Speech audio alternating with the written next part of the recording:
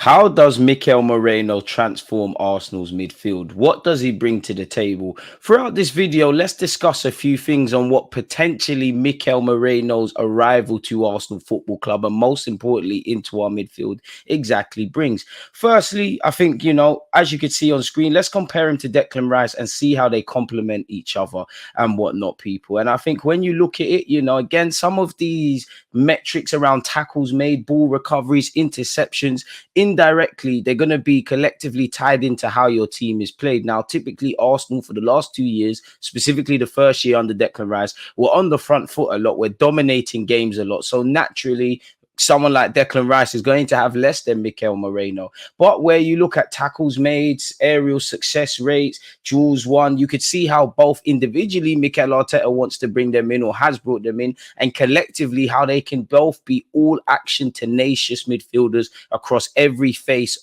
of play for Arsenal Football Club in the midfield, people. As you can see, naturally, what would kind of excite me would typically be the interceptions, the ball recoveries, the duels won, if I'm honest with you, not necessarily chances created. Because although Mikel Merino, being a Spanish midfielder and a European Championship Spanish midfielder, he's going to be talented on the ball, and we all know what Declan Rice brings. If you were to break it down, the silky eye of the needle, defense, splitting passes, you won't describe those as strengths, and they haven't both got to this point because of that. With the greatest of respect to them, where you look at some of Declan Rice's existing teammates, either at Arsenal or England, or obviously West Ham previously, and with the greatest of respect to Mikel Merino, where you've got the Yalmaus, the Almos, apologies, and all of those kind of guys. They're the piano players. He is a piano pusher. You can't, negate the roles of both, because everybody has to be utilized in all phases of play. Now, naturally, where we look at midfielders, not necessarily the profiles, but midfield,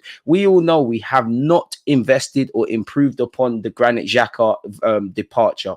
Kai Havertz in midfield didn't work. Smith Rowe and Fabio Vieira hasn't worked. Partey and Jorginho are midfield options and are probably our strongest if you're excluding Declan Rice, but none of those are like for like Granit Xhaka replacements. If anything, a player we was linked with in Fabian Ruiz, who there was links of signing him on loan, would be more closely aligned to it, people. But in terms of the dirty work that Granit Xhaka had to do in terms of duels won, recoveries made, final third passes, vaguely passes completed, and things of that ilk, there are going to be some similarities. But I think we could all safely assume, the only way that Mikel Merino will be replacing Granit Xhaka is literally probably being on the left-hand side of central midfield. Other than that, they're two very different profile of midfielders. That being said, though, Moreno again is not a like-for-like replacement for Xhaka. He's less technically gifted, but he's probably more physically gifted than him in that regards, people. He's got a very relatively low passing accuracy, courtesy as you can see on screen on Sky Sports, of 77%. But that's probably because, in his part, there's an inclination to take risks with his distribution on occasion, despite him not necessarily being that player.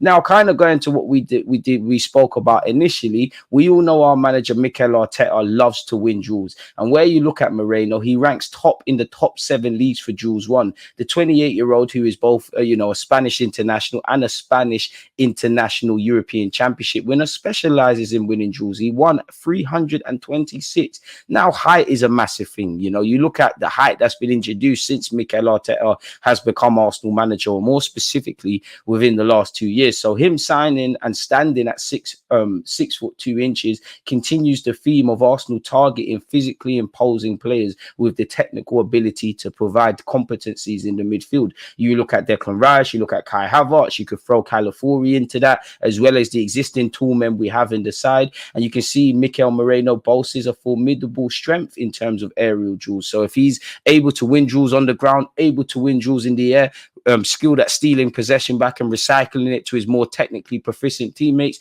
we're in luck. I mean, again, going on his ball winning abilities, people. Where you look at his statistics last season, as mentioned, in terms of duels won, he was first with 326, with 77 tackles in La Liga. That placed him 7th. Aerial duels won, he was 2nd with 168. Possession won in the middle third, he was 5th with 112. Possession won in the attacking third, he was 12th with 21. So you can see the transferables that this man in theory brings to Arsenal, assuming we sign him, people. And then you look at the minutes he's played according to positions across the last few seasons, and you can see, specifically, he has played in the lone six, he has played on the right hand side, but there's quite a significant contrast with him playing on the left hand side of midfield. He's naturally left footed. I guess it makes sense. And again, there are some similarities between loosely what Real Sociedad do and what Arsenal, or specifically Arsenal under Mikel Arteta in this 4-3-3 system does. And I mean, he'd be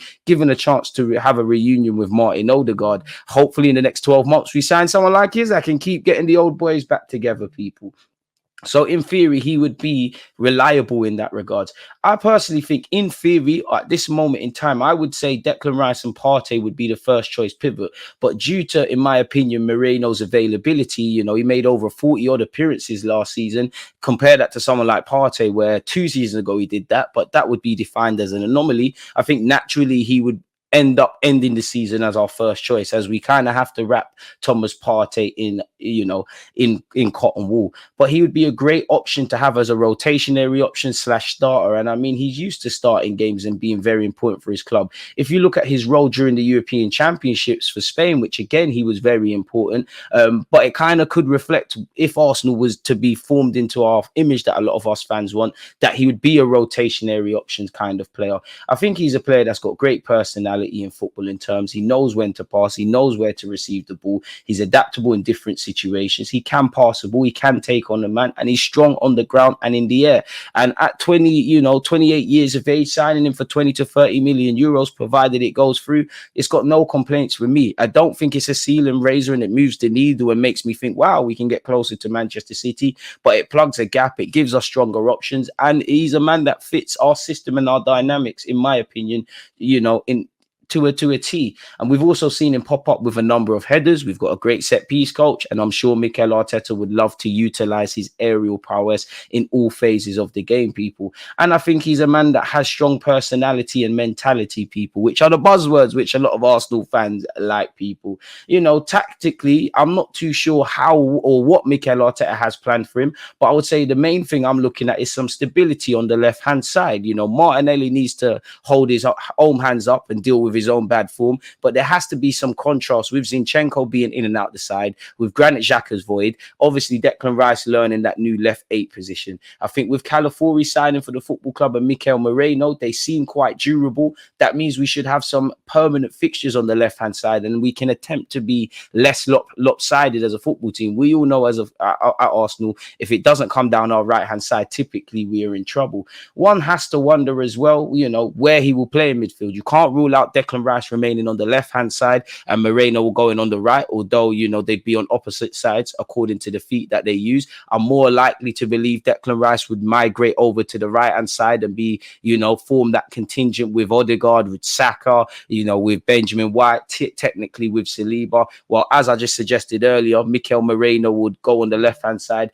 and develop a partnership with Calafiori and Trossard / Martinelli. And you'd have to give them some time to grow and scope to develop in that regards as well, people. So who knows, but I think it's a good option to have, man. In conclusion, as I said, I think he's more of a floor raiser versus raising the ceiling, but I think he's got the right combinations of skills and experience to be a good and competent signing for us. He's hardworking, he's got a competitive profile. The main thing beyond the obvious is his durability. He rarely gets injured, he wins his duels, he's got a good engine, he's a good passer. There's no real complaints from me. I don't quite agree with all this outsmarting the market and all of that kind of stuff that some people are peddling, but it could be a great addition for us. And I do think, despite that, it is a market opportunity. The man's in his last year of his deal, had a good domestic season for Sociedad, had a great international campaign during the summer. He's available at a discount. The reports go as low as 15 million euros all the way to 30 million euros. So if he could be signed on like a 3-year deal with an option of a 4th, or a 2-year with an option of another one, and we